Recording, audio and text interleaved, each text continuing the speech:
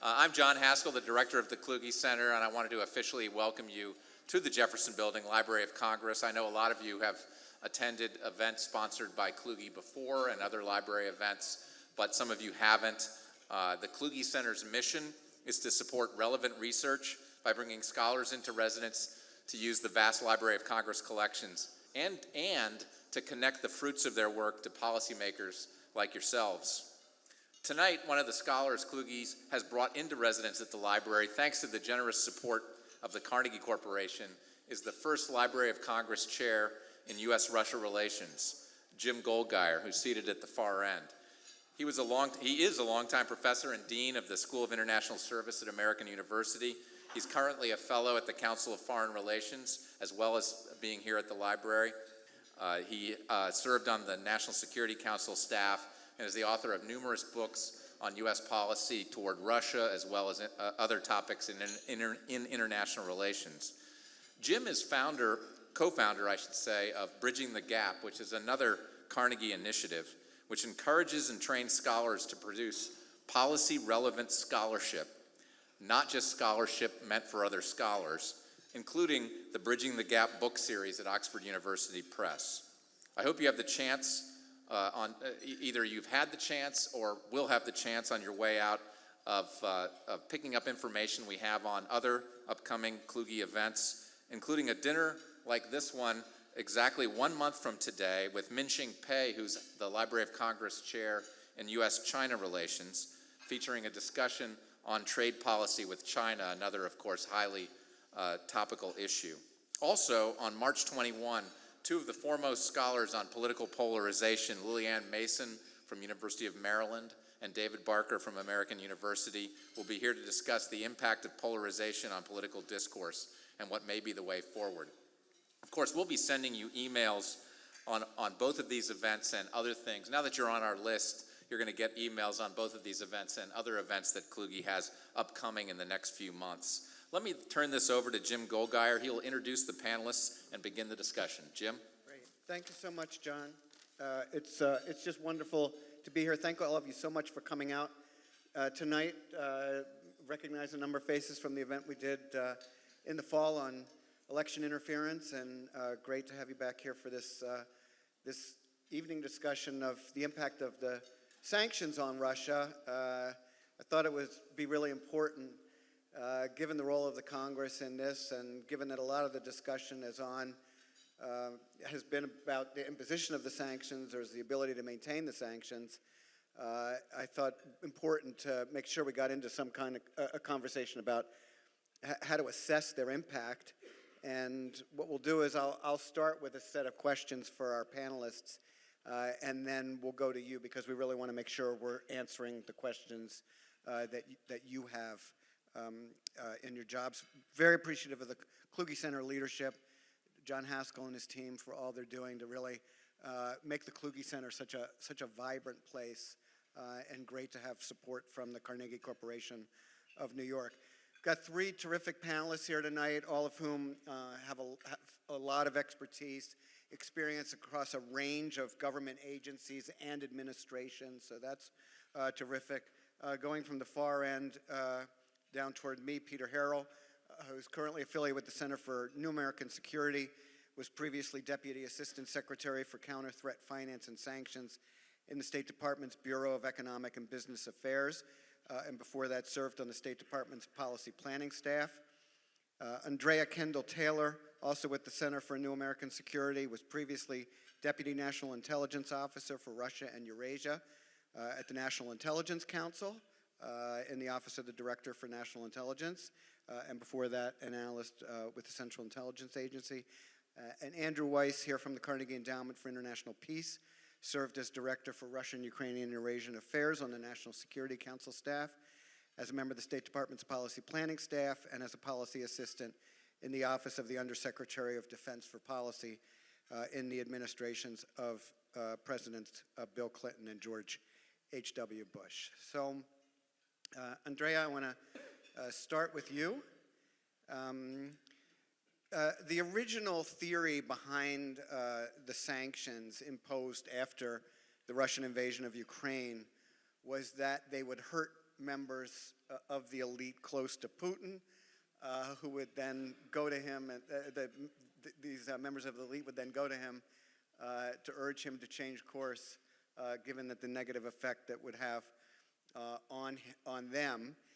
You've written about how he's managed this problem, and maybe if you could start off by telling us something about how he manages this issue of the sanctions imposed on members of the Russian elite, and ask you whether you think that gets more challenging as we approach 2024, especially if he doesn't make clear what his plans are until close to the next presidential election. As I'm sure you're all aware, constitutionally this should be his last term in office, but there's a lot of ambiguity surrounding his political future. So, please. Thanks, Jim, and thanks for having me here today.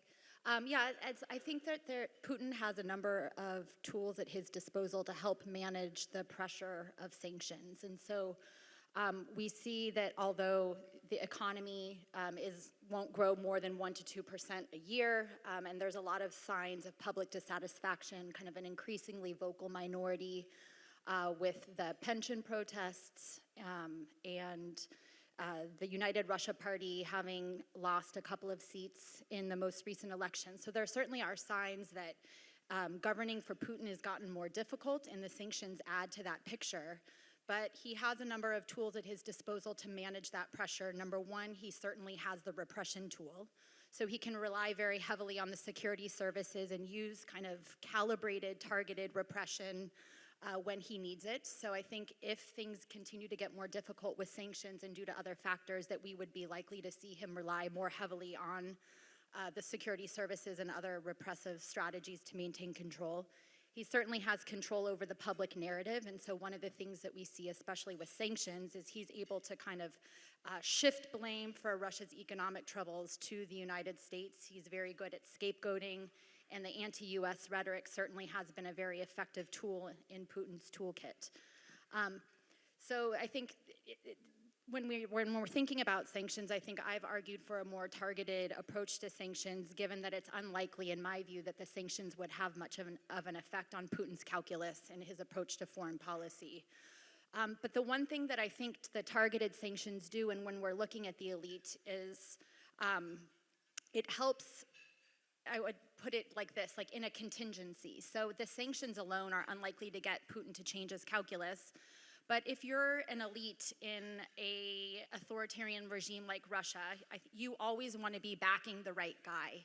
And so you want to back the person, if you're a member of the elite, who is going to protect your interests into the future. And so you mentioned kind of the approaching term limits. If you're an elite in Russia, and I think we're starting to see this, people are kind of testing the wind a little bit more about who the person is who's going to be able to protect their interests into the future. And so with sanctions on the elite, you are playing for a contingency such that if there was some sort of exogenous event, say the Tunisian fruit vendor or something like that, that you're weakening these loyalty bonds to Putin such that maybe the elite won't rally behind Putin in that kind of situation. So I think that's the way I see it, that the sanctions in and of themselves, I think, would be highly unlikely to change Putin's calculus. But in a contingency like that, it's possible that it could encourage a more positive outcome. And Andrew, the other idea behind the sanctions when they were first imposed in 2014 was that if Russia acted more aggressively, sanctions would be increased. And that was true for a period, and then it wasn't.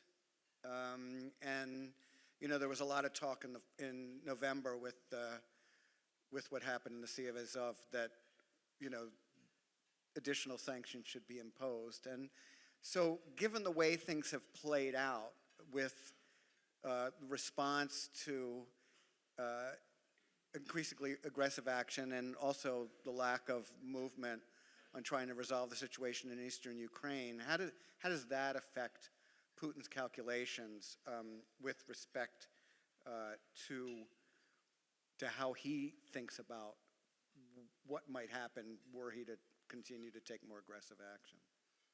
Well, I'd just like to echo what Andrea said in terms of thanks to you and to Kluge Center for having us this evening and to everyone for turning out. We had a sanctions program that stressed ambiguity, that stressed the possibility for escalation, and used that to both create uncertainty, and Peter can talk about this, in the market, and make people basically back away from Russia risk. And that strategy in the 2014-2016 period, I think, was quite effective. There was a repricing of Russia risk and a great reluctance from market participants to do things that would potentially put them at odds with the US government or European governments. That, I think, importantly, gets lost, had an effect on Russia's behavior. There were certain escalatory steps that it's hard to prove counterfactually that the Russian government did not pursue. It didn't escalate militarily in Ukraine after a certain point. It didn't build a land bridge to Crimea, for example, presumably because it feared the sanctions that were being kept in reserve could be worse than what had been imposed at that point. The problem is that Russia, after, say, 2016, but some of this goes further back, basically thought it was in an existential situation, the regime did, and that the sanctions were part of a Western-led effort to promote regime change in Moscow and to remove Mr. Putin from power. And so I think that is a deeply held belief. And at that point, and you can debate when the Russian leadership crystallized their view of that, but I'd say it goes much further back, probably 2011, 2012. That led them to say, we have to respond asymmetrically, we need to respond very aggressively, and you see a series of very aggressive moves, including the interference in our election in 2016, but that basically show that Russia can take more risk, that it can tolerate more risk, and that people in the West will back off, and that will be a way of kind of intimidating and pushing us off balance. And now, as you know, with the horrible domestic political crisis in the United States and in other Western countries, we are very insular. We're not really thinking about how to punch Russia in the nose. We're really dealing with, a very dysfunctional set of domestic political challenges. So, and to my mind, it's a long way of answering your question. The threat of doing more has become less credible because the Russian government knows that the way the program was originally designed was not to crater the Russian economy. It was not intended to cause huge hardship and disruption for average people. It was supposed to kind of send a message that there's a price. We're not going to let you get away with aggression against Ukraine. We're not going to let you get away with interference in Western elections and all the rest of it. But we're not at a stage, given the scale of the Russian economy, given its interconnectedness in the global system, to do the things to Russia that we've done to North Korea, for example. And so the West now, and this is kind of, I think, the question in front of Congress and in front of people who think about these issues, is it useful for Congress or others to elevate the pressure in ways that sacrifice the unity that was so central to the sanctions program's success in the 2014-2016 period? And is that the right next step? And I think that's a very complicated question that needs to be debated really closely. Right, and well, that leads me into the question I have for Peter. For those who haven't seen it, Peter had Peace and Foreign Affairs in January, looking at the sanctions. And in that piece you wrote, any economic pressure campaign likely to affect Russia's outlook has to starve the country's military-industrial complex. Can you, for those who haven't read it, could you say a little bit about sort of what you meant by that?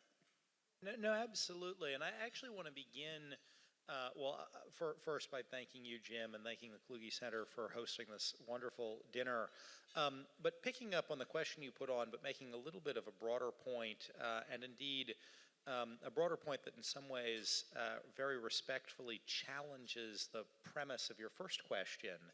I was in the Obama administration in 2014, and I think that while in 2014 a piece of the strategy was targeting oligarchs, Russian oligarchs, actually the bigger piece of the sanctions pressure strategy for the Obama administration was actually to target the Russian government and the Russian fiscal situation more than the oligarchs. And so you saw, although there were a couple of oligarchs sanctioned, you saw with the EU an arms export ban to the EU, to Russia. You saw capital markets restrictions on big Russian state-owned enterprises to prohibit lending to big Russian state-owned enterprises. The intent of that was to force the Russian government to provide bailouts to these big Russian enterprises and draw down reserves from the Russian government, to have costs on the Russian government. You also saw these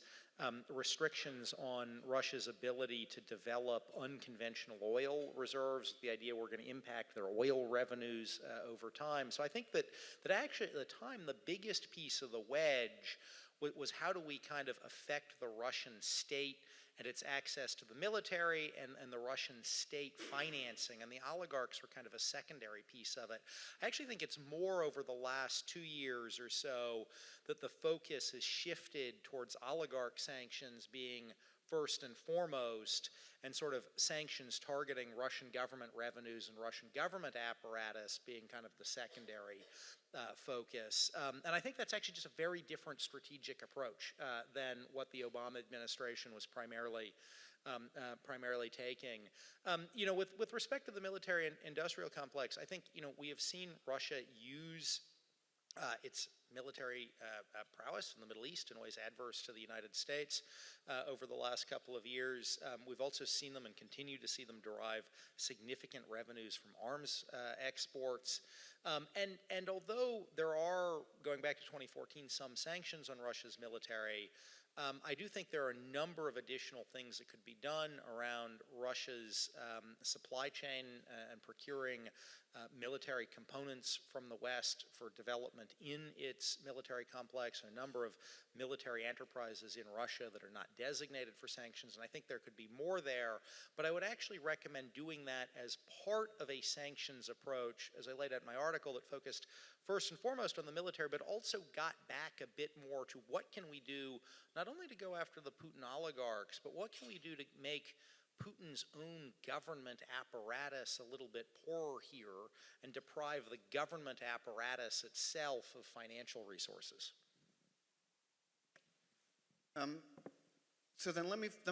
So I want to follow up with all three of you on the issue of what you think the Russian government believes would happen if they actually, for example, change course in Eastern Ukraine. They're not going to give up Crimea, but in terms of pursuing a Minsk-like settlement to the situation in Eastern Ukraine, you put sanctions on, and going back to the original theory, presumably there was a notion that if the behavior changed in the direction that the United States hoped it would, that at least those particular sanctions would be lifted, even if, for example, the sanctions imposed because of Crimea were not. That then presumes that there is actually a belief in the state that's targeted that if the behavior changes, then sanctions would be lifted. Do you think there's any belief on the Russian side? We can just start with Andrew and go down the list. Do you think there's any belief on the Russian side, or any real discussion that if they change course in response to the sanctions on Eastern Ukraine, that would lead to a lifting of sanctions? Well, when it comes to Ukraine, I think the Russian view right now is they're just going to wait and watch, and they'll see what happens in the election, and they'll hope that someone, wins that election who will be more pliant and more cooperative. But they're just sort of sitting on their hands.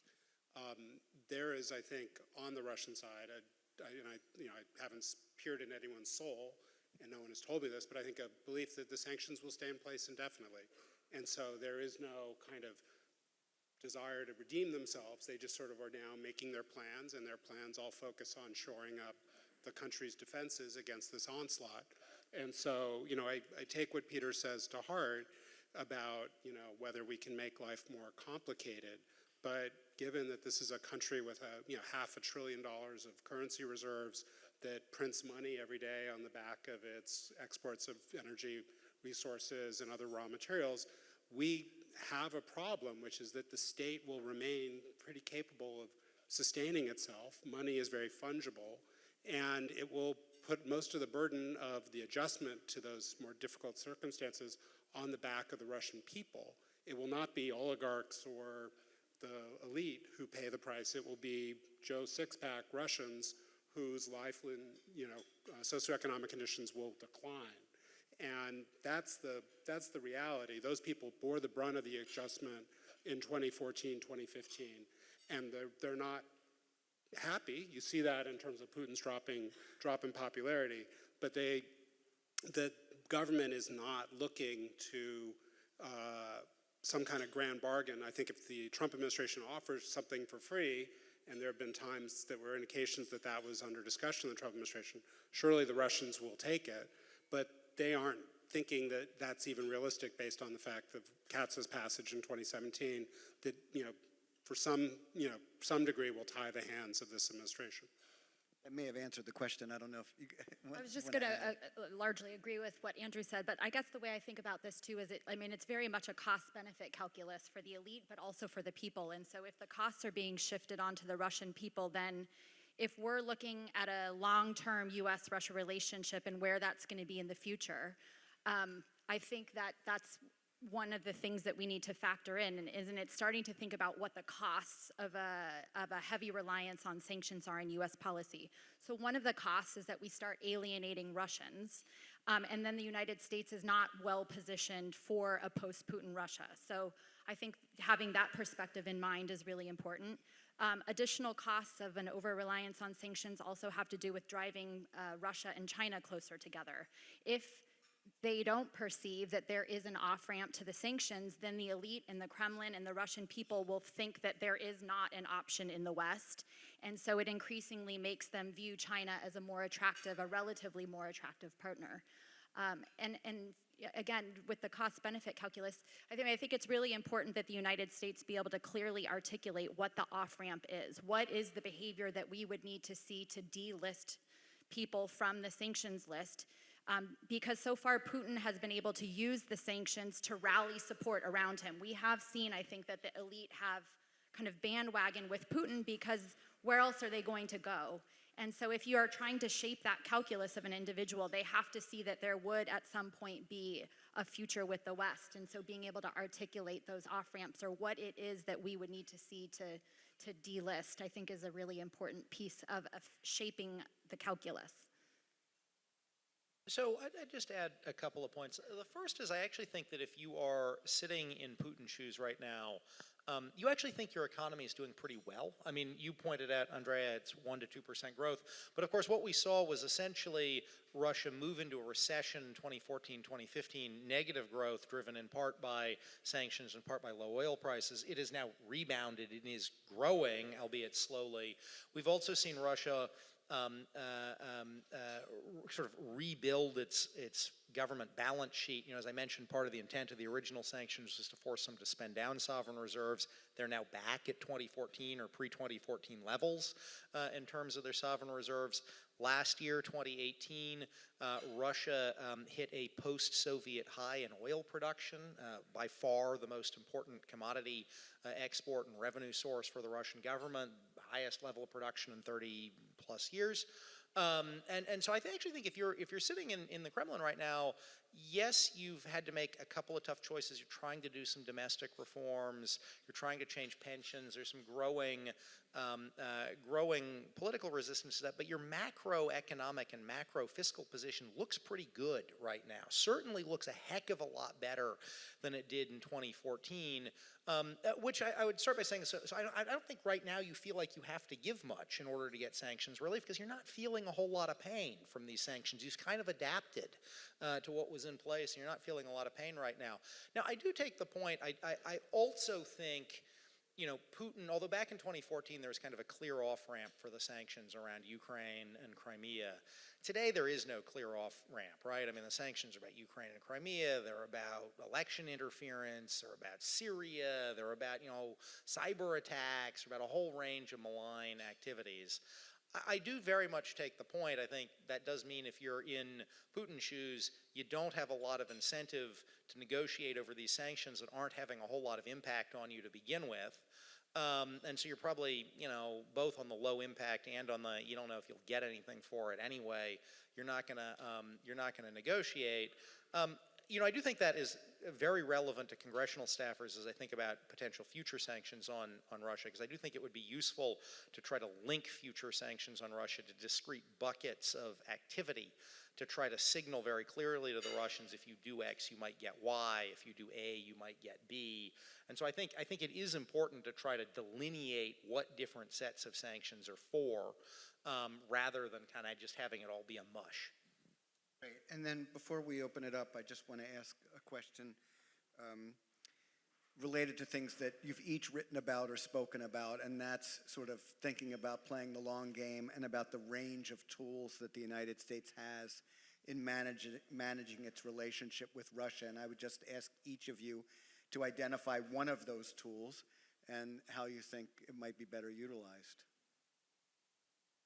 Okay. So if people have looked closely at the British experience since the Salisbury attack, there's been a real, set of meaningful steps. There's still more room to go to make the British system, financial system particularly, and the property market less permeable to dirty money and to unwelcome visitors. And there are steps that have been the subject of legislation here in the past that have really not moved forward to try to push forward reforms on beneficial ownership, for example, that would do what Andrea said at the beginning, which is if you want to hurt and exclude certain people from the benefits of our financial system and our prosperity, we need to be much more targeted about that. And we've done a pretty lackluster job as a society, given the tens of billions of dollars that the Justice Department estimates are coming in that are being laundered in U.S. real estate or U.S. financial institutions. So to my mind, that's a really sort of first order priority of beneficial ownership reform, unexplained wealth orders, things like that will require changes to how we do business and to the due diligence requirements particularly in the financial and real estate sector. I would agree with Andrew, as that would probably be at the top of my list. I'll add one more in a second. But one of the reasons it's so important, too, is when we're just thinking about the logic of the Putin regime, it's a highly personalized authoritarian regime, which of all of the forms of dictatorship are the most reliant on corruption and the distribution of patronage to maintain their support. Relative to all sorts of different types of regimes, those are the regimes where the corruption matters the most. They're the most corrupt regimes because that's the way that they maintain their whole system of rule. So exactly what Andrew said, going after those illicit finance, those illicit markets and the corruption is a way to really strangle the kind of currency or to limit the currency that the regime relies on. But to add one more thing, I always go back to the importance of allies and partners and a strong transatlantic relationship. And I think from Putin's perspective, I think one of the things that is the most effective deterrent is when we do things in close coordination with our European allies and partners, and it's that the coherence of a response that's the most important. So one of the most important, in addition to what Andrew said, increasing the coherence and the relationships with our transatlantic partners is going to be one of the keys to deterring future Russian aggression.